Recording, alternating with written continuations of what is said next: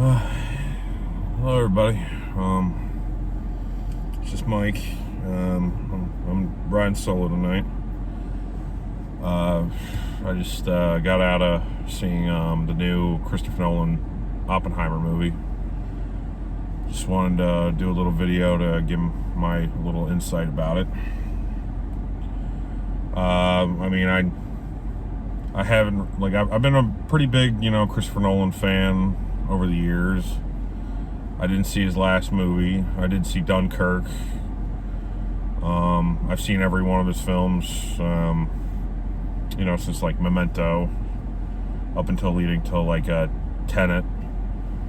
I guess I just didn't even, during that time, I was going through a rough period, and my wife had passed away, going on 4 years ago. I didn't, and we were going through the whole, pandemic. I didn't even realize, that movie was even directed by him, to be honest with you.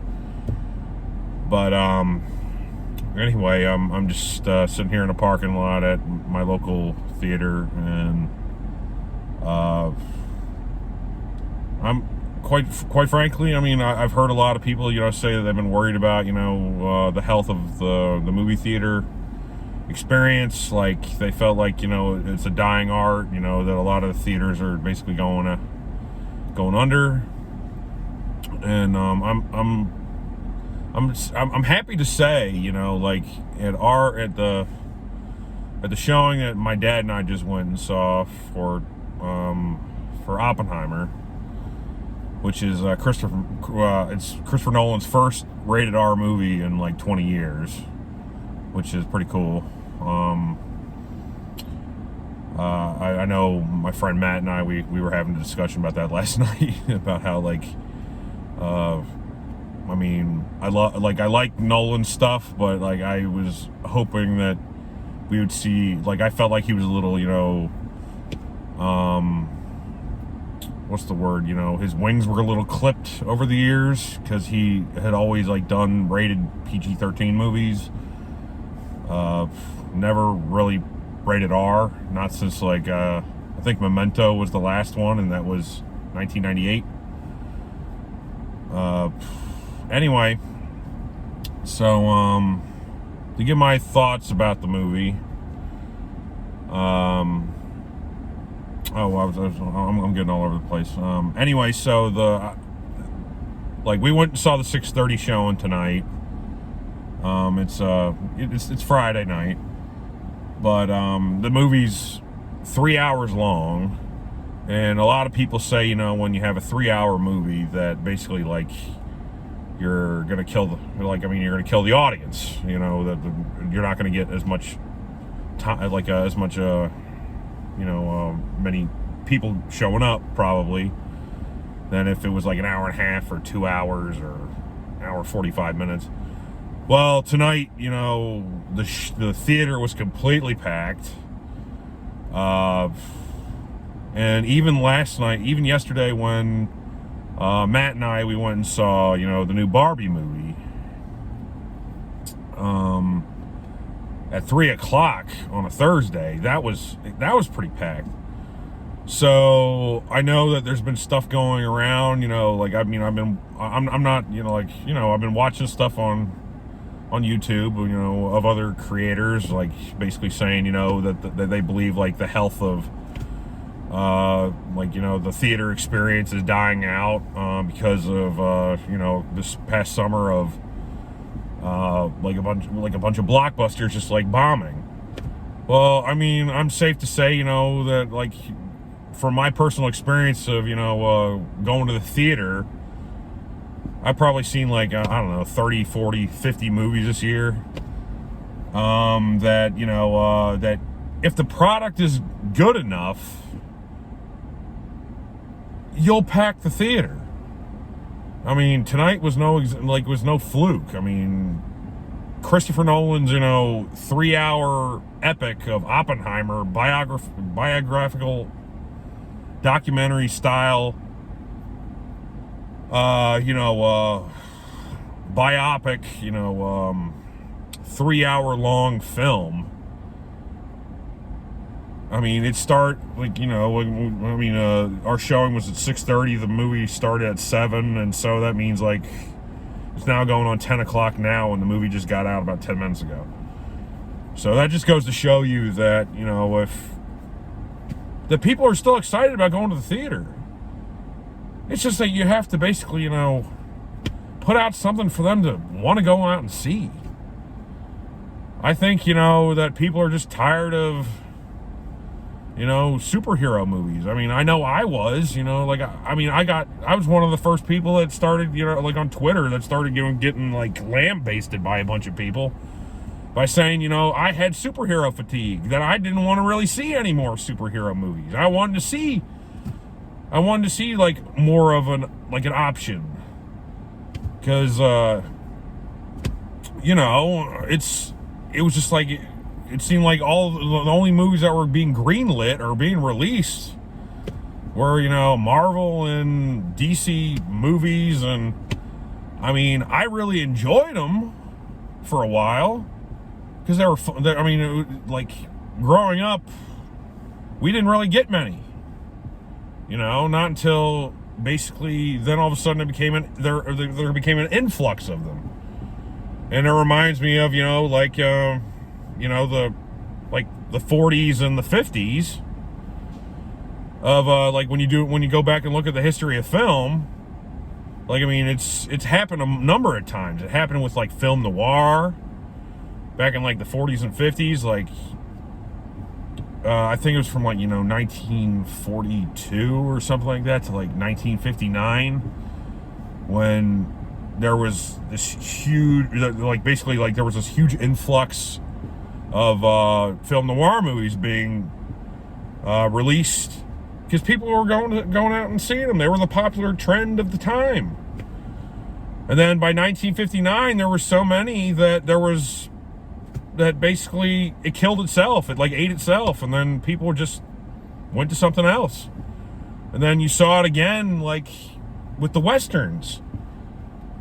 The westerns came about, and then next thing you know, they died out. So I think that's what we're seeing right here is, you know, history often repeats itself, and Marvel and the rest of them, they want to basically keep churning out the next one. Well, I'm here to say, you know, eventually the next one ends. And I think, you know, we're basically at that time where people just want to, you know, branch out and see other things. And I think Oppenheimer was a prime example of that. I mean, tonight was, which is ironic because, you know, Christopher Nolan is known to basically start, you know, revolutionizing this whole thing because, you know, he took the reins from Batman and, you know, brought him back from the dead in 2005 with Batman Begins, and then did The Dark Knight. And, I mean, The Dark Knight Rises was, you know, I mean, it had its problems. I mean, I'm not going to say that I hated the movie. I'll definitely say I didn't, like, I haven't watched it in like 10 years. But anyway, to get back on topic, so Christopher Nolan's Oppenheimer, his 3-hour biopic epic film, I thought it was fantastic. I mean, there was really no like action to be said about in the movie. It just, you know, it was just about, you know, Oppenheimer and his you know, his experience, you know, in helping develop the atomic bomb. And, you know, and I'm not going to get into spoilers, but, you know, and then, I mean, I loved the way, you know, that basically that Christopher Nolan's edits in there, you know, that he was basically going back and forth between, you know, like what was present time and the past, and how, like, and what he did with, you know, basically turning it like, it's like basically like, you know, in the present time, there was like, you know, black and white, and, you know, in the past it was like in color, especially during certain times. And then but I mean, sometimes in the past it was also black and white. But anyway, like it was just an amazing movie in my opinion. I think like everybody should probably see this, just for just for the history lessons. I mean, it was like the cast was great. I mean, I was really surprised to see Josh Hartnett was in it. He kind of disappeared for a long time, and then like this year I've already seen him in like two movies. I know he was in Guy Ritchie's movie Operation whatever a few months ago, and he was pretty good in that as well. Cillian Murphy did a great job. I mean, I can't believe that he's been around as long as he has, and he's never really been a big name actor, and this is like one of his first leading roles in like a huge major blockbuster. I think that's pretty criminal in my opinion, because I mean he's been amazing. I mean, if you ever like want to go see a great film, I suggest you see like Breakfast on Pluto, which he was in, and that came out a long time ago, like 18 years ago, something like that, 15, 16, 17, 18 years ago, something like that, and he was amazing in that.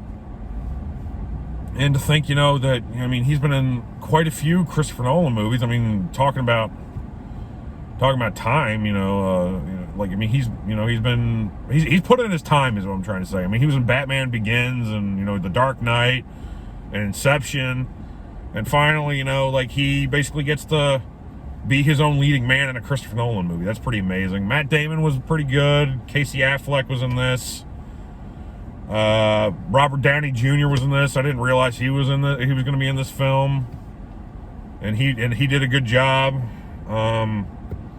Believe it or not, Gary Oldman is in this film. I didn't realize he was going to be a part of it either, and he was fantastic as usual.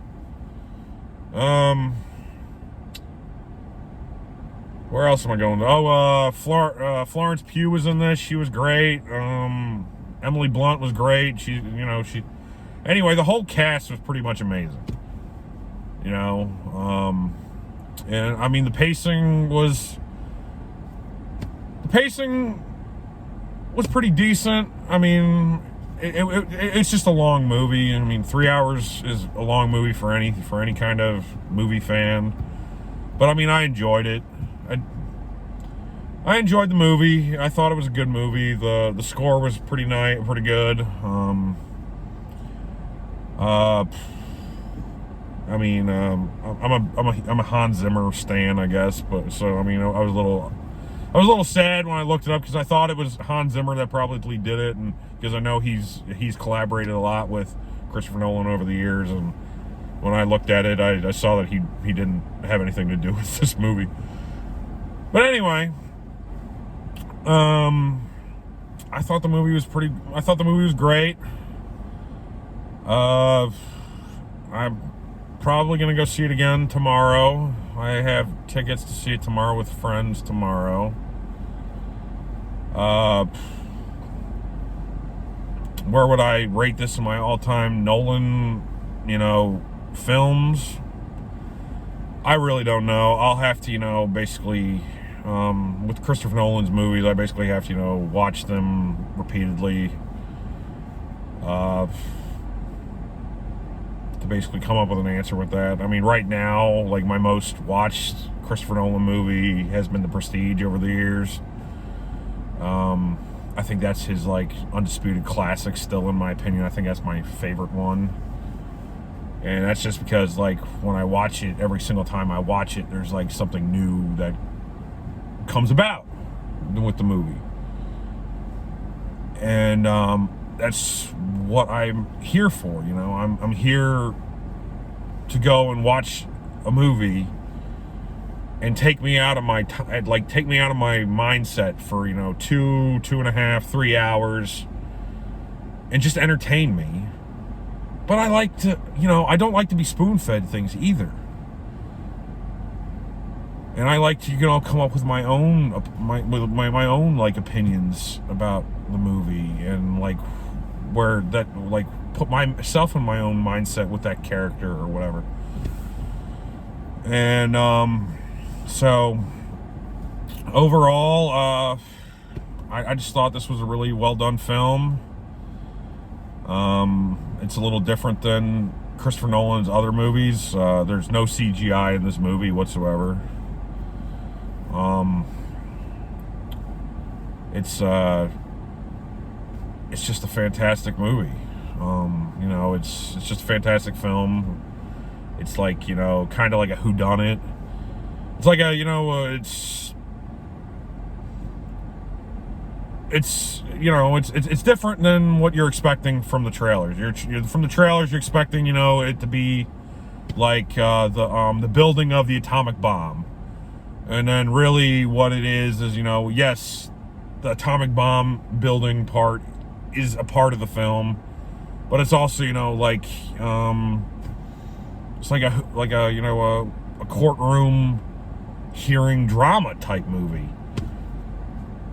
So that was a little different than what I was expecting, and quite frankly, this is one of the movies that I think that everybody should go and see in the theaters.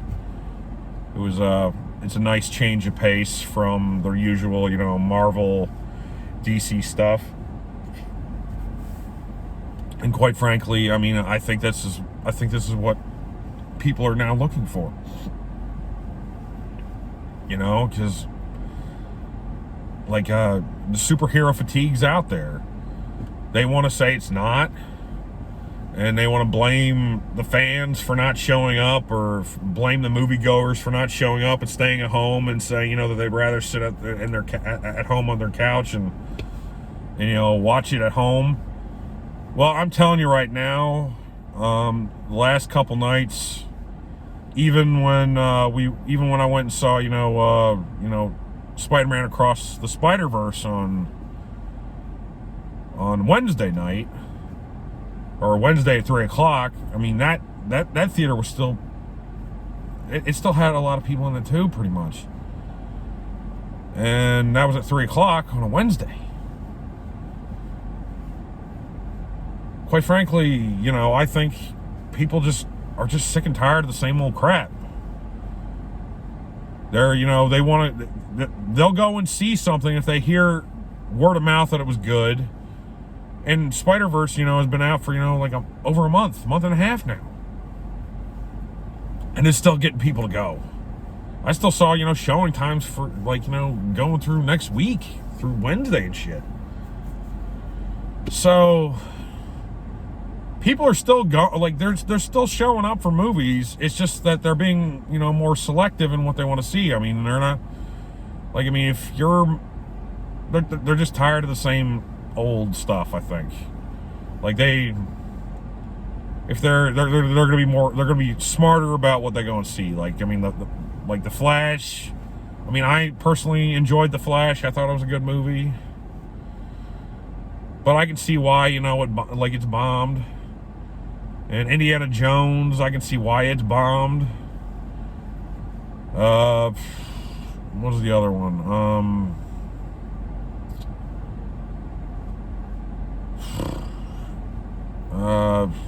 I'm drawing a blank now, but anyway, point of the matter is stop blaming the moviegoers for not showing up for your film and for it bombing. It's not our fault.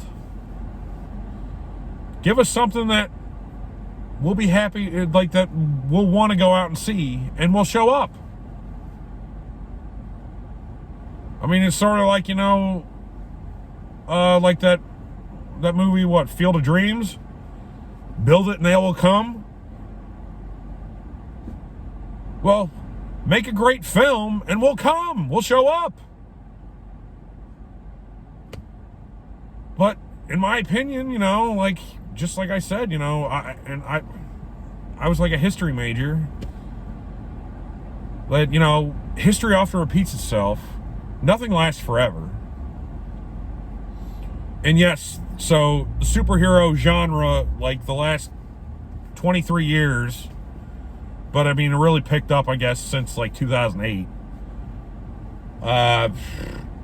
It's just, I think it's just, run its course. And I think it's time for us to basically have, a correction.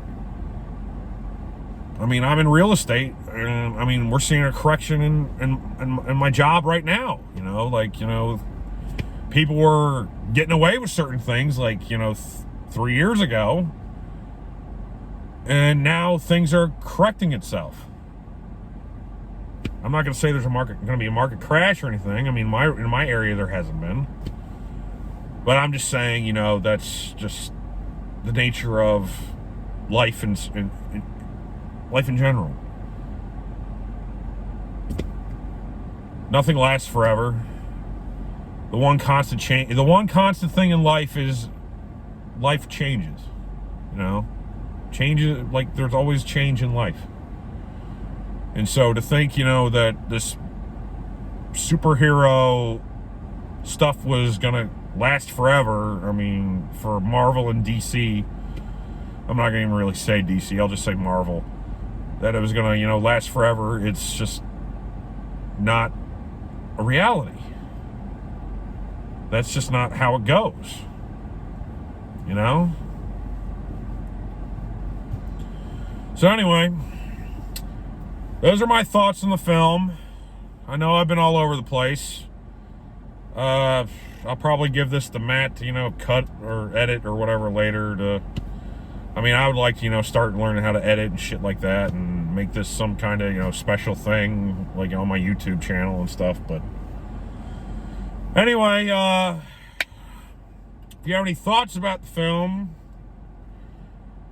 or you want to tell me what your favorite Christopher Nolan movie is, or whether or not, you know, like, you agree with my certain feelings on things about the status of what's going on in the movie world, just, you know, comment below, subscribe, and I hope that I can start building this thing up and we can start having some fun here, you know, because, I mean, I have